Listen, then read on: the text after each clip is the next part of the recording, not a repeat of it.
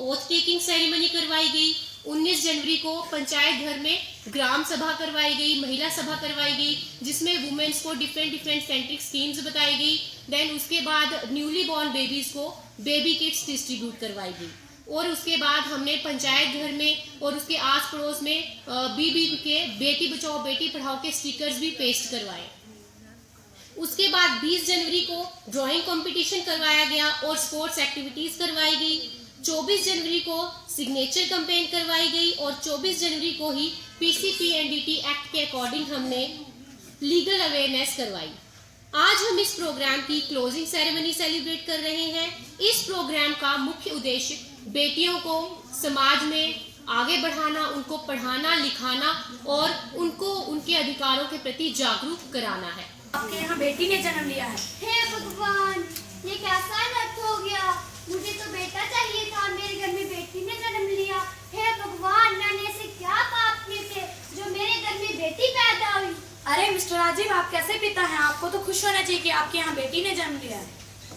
बेटा जी माँ, हमारे घर में तो बेटी ने जन्म लेना था, बेटी ने ले लिया। है भगवान, अब तो हम समाज को मुंह दिखाने के लायक भी नहीं बचे। हे भगवान, हमारा वंश आगे कैसे बढ़ेगा। जाओ बेटा, उसे तालाब में फेंक कर आओ। नहीं, मैं तुम्हें ऐसा नहीं करने दूंगा, क्योंकि ऐसा करना पाप है। ले डॉक्टर, पकड़ और अपना मुंह बंद रख और जा बेटी को लेकर आ। जी माँ जी, अब तो मैं अपना मुंह जरूर बंद रखूँ। अभी ला प्लीज जी।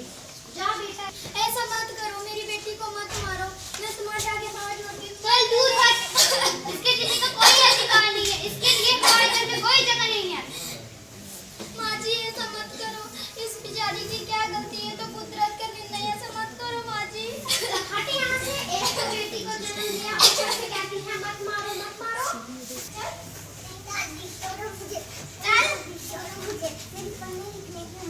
अरे ये आप क्या? पैदा होती है तो हम कहते हैं लक्ष्मी ने जन्म लिया। जब हमारे घर पे बेटी पैदा होती है तो हम कहते हैं इसे मार दो, इसे तालाब में फेंक दो। ये कैसा अन्याय है। इसलिए माता पिता को बेटी और बेटे में फर्क नहीं देखना चाहिए। इसलिए बेटी बचाओ बेटी पढ़ाओ। धन्यवाद।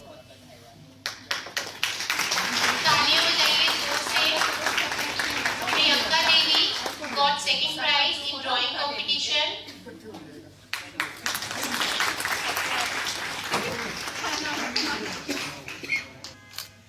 Thank you. चलो बेटा, बहुत बहुत बधाई आप सबको। इसी के साथ मैं आप लोगों से ये भी कहूंगी कि पढ़ाई लिखाई में अपना आप खुद, ठीक है, खूब मन लगा करके आप लोग पढ़ाई करिए, लेकिन पढ़ाई करने के साथ साथ खेलना कूदना भी बहुत ज्यादा जरूरी होता है।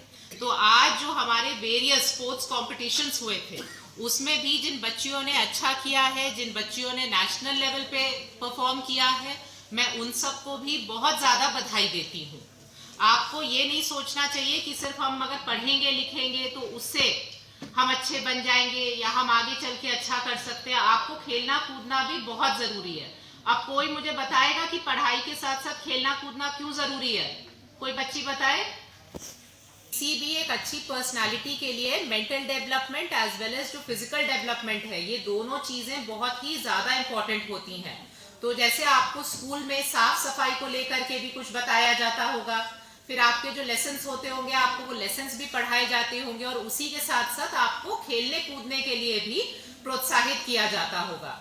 आपको ये सभी बातें बहुत ही ज्यादा ध्यान से सुननी चाहिए और इनके ऊपर अमल करना चाहिए, क्योंकि एक अच्छी पर्सनालिटी के लिए मेंटल और फिजिकल डेवलपमेंट दोनों की जो चीजें हैं वो बहुत ज्यादा जरूरी होती हैं।